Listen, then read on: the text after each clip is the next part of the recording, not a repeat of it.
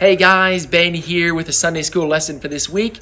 I wanted to talk to you a little bit about being a foreigner. I am not a foreigner, but as most of you know, I did live over in Australia for 15 years, which is more than most of you have been alive.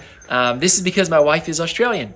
But when we moved back here, there were a lot of things that sort of jumped out to me and us as like, oh my gosh, America is a different country.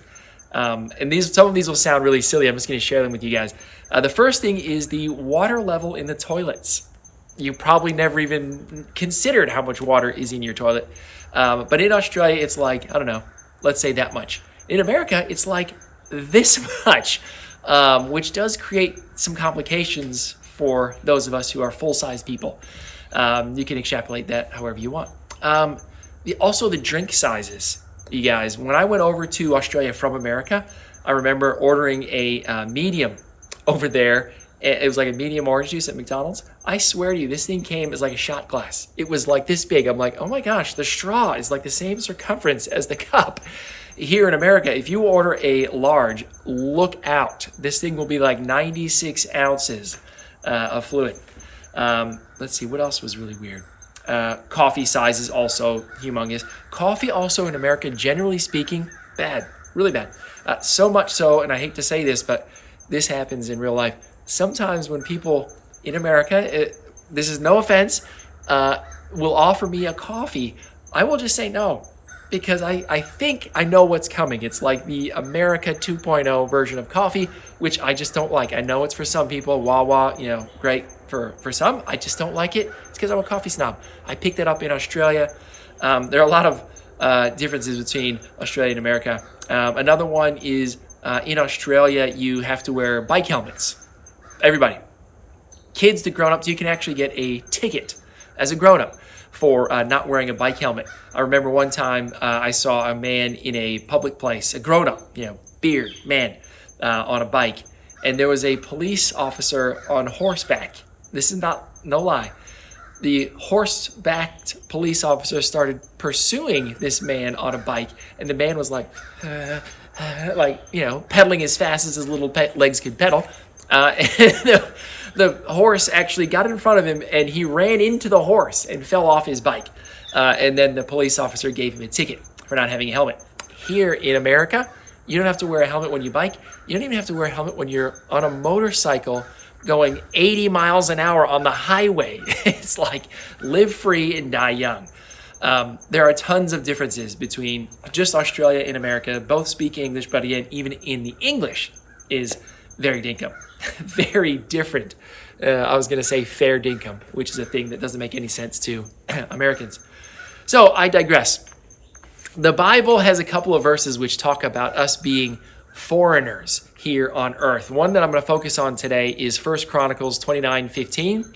It says this: "We are here for only a moment, visitors and strangers in the land our ancestors were before us. Our days on earth are like a passing shadow, gone so soon without a trace."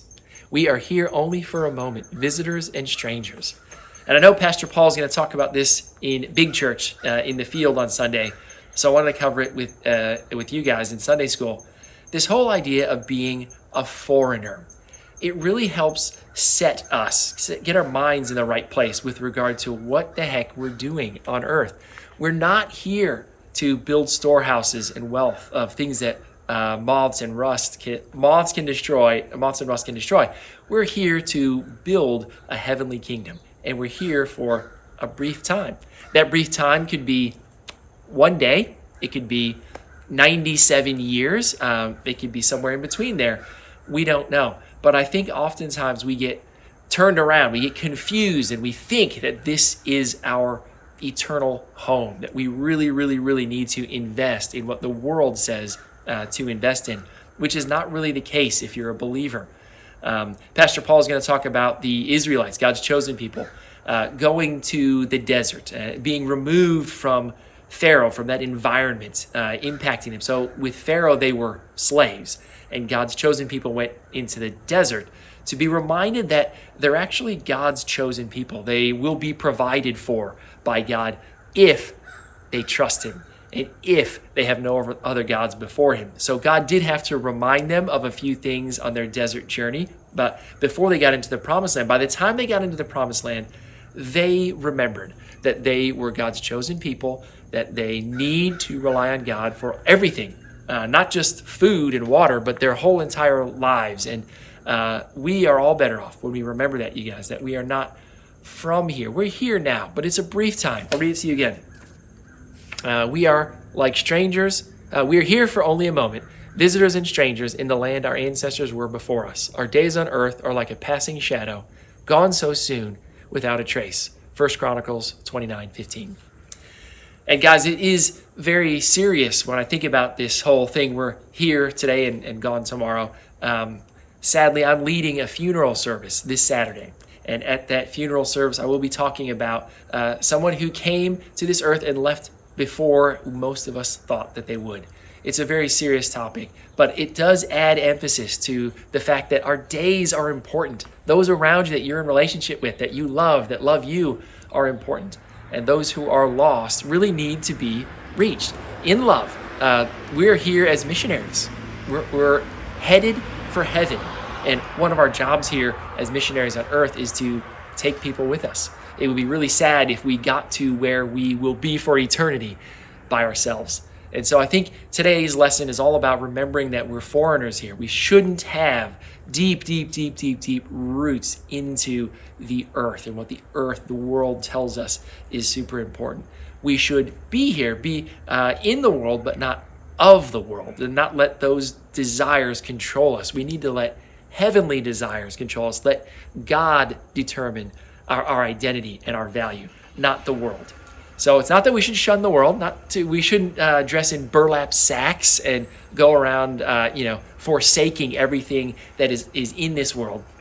But we do need to have our priorities right. We do need to remember that we're foreigners here and that we're headed for heaven, that we need to be taking people with us, and that in our daily interactions, we should be prioritizing heaven and not earth, that we are God's children.